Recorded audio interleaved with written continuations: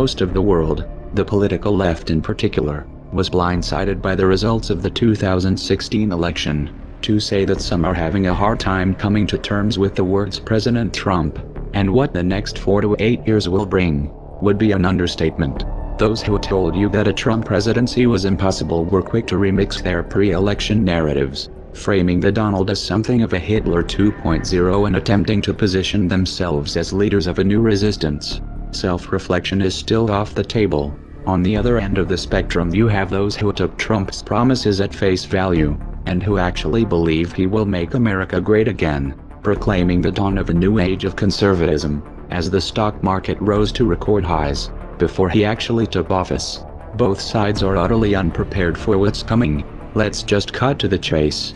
Is Trump going to usher in a new era of prosperity and innovation, or is he going to be the one standing in the center ring when the circus tent comes down? Remember, some voted for Trump as a political Molotov cocktail. Trump is a businessman. You say, he's going to make things happen. Cut taxes, cut regulation, invest $1 trillion in infrastructure including a ginormous wall, punish companies that move factories overseas, rebuild the military, restore relations with Russia, start a trade war with China, and a new arms race would create jobs. There's a lot to unpack there, and those are debates worth having. However, much of this hinges on a variable that Trump doesn't control: the Federal Reserve. The Federal Reserve has held interest rates near zero for close to a decade. They also engaged in quantitative easing from 2009 to 2014, accumulating $4.5 trillion worth of mortgage-backed securities and treasury notes. They are still holding those assets, by the way. This inflated stock and bond market bubbles of historic proportions. When a friendly face is in the White House, crashes are typically attributed to a war, a terrorist attack, or some other external variable. For example, 9/11, which masked the unraveling of the tech bubble in 2001. The Trump administration, however, is an excuse in and of itself. Word is the Fed is leaning towards increasing interest rates aggressively in 2017, and may engage in anti-inflationary measures to offset Trump's infrastructure stimulus plans. That means that the flow of money and credit is about to be tightened. It also means the Fed is setting itself up for a showdown. If Trump plays by the rules, he will have to wait until 2018 to replace Janet Yellen. A lot can happen within that time frame. Trump's personality is a wild card. He's impulsive, he fights dirty, and he fights to win. He also happens to have a history with organized crime. If Trump goes to war with the Federal Reserve, this could get out of hand in ways that most can't even imagine, especially when geopolitics are factored in. As a result, the US dollar's position as the world reserve currency is going to be in play. Add to that backdrop a little social unrest on the domestic front.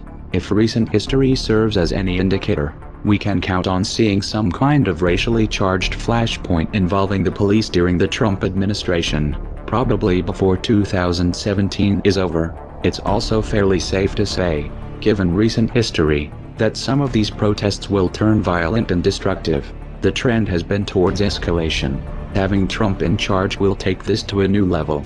Trump ran on a platform of law and order, and support for the police, which piggybacked on the perception that Obama was undermining law enforcement during his term. In spite of the fact that Obama greatly accelerated the militarization of the police, just the belief that Trump has their back is going to influence the police response.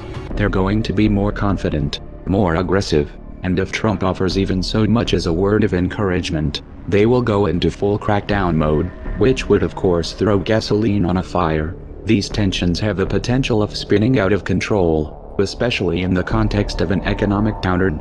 And again, Trump's personality is a wild card. Trump is also about to inherit, thanks to Obama and Bush, the most extensive and technologically advanced surveillance apparatus world has ever seen. Obama expanded the NSA's powers even after Trump won, by the way.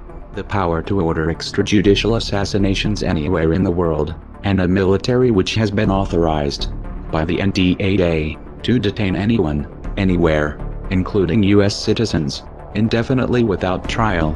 To top it off, Trump is filling his administration with former generals, some with combat and counterinsurgency experience. He has everything he needs to implement a full-fledged military dictatorship, and the left has no one to blame but themselves. Trump did not, however, start off on a good foot with the alphabet soup agencies. He has an enemy contingent in the deep state which wants to take him down, and has the means to do that. Replacing upper management won't be enough to neutralize this threat. These agencies have black budgets, and off-the-books programs that defy accountability, and lots of experience toppling upstart regimes. Failure to rein them in could be fatal. The most important trap, however, will be on the geopolitical front. Years of backing Sunni jihadists in Syria failed to unseat Assad, and Trump has vowed to reverse U.S. policy. Israel was openly supporting the Sunni axis. They wanted a full-frontal regime change in both Syria and Iran for many years, but the Obama administration tied their hands. Then Russia stepped in, tipped the balance, and the Shiite crescent not only survived, but grew stronger. Israeli/Sunni axis needs another path to war, so they're changing tack. On January 13, 2017, just 7 days from the inauguration, Israel bombed a Syrian government airport. This provides a glimpse of the years to come. Israel's strategy is simple: provoke Syria and/or Iran until one of them retaliates, which would of course provide cover to take territory. Turkey is likely to make another move in Iraq and/or Syria as well. Turkey has ambitions to expand its borders as well, while the Saudis continue bombing Yemen to rubble. With U.S. government support, Israel feels confident that Trump will defend them at all costs. Indeed, he has given this impression. But will he take the bait? Here Russia is a wild card. What happens if Russia moves quickly to provide Syria and Iran with the means of defending themselves? What happens when Putin and Netanyahu are competing for Trump's ear? With all the other variables in play, will Trump even have the means to influence the outcome in this region? Expect alliances in the Middle East to shift rapidly during the Trump years, with unexpected consequences. In particular, watch for a play on oil that undermines the petrodollar. Making America great again was never on the menu. Trump wasn't supposed to win. He was supposed to be the decoy. This was reality television does politics. Literally. The Democrats thought he was so bad that he would take attention off of Hillary's baggage.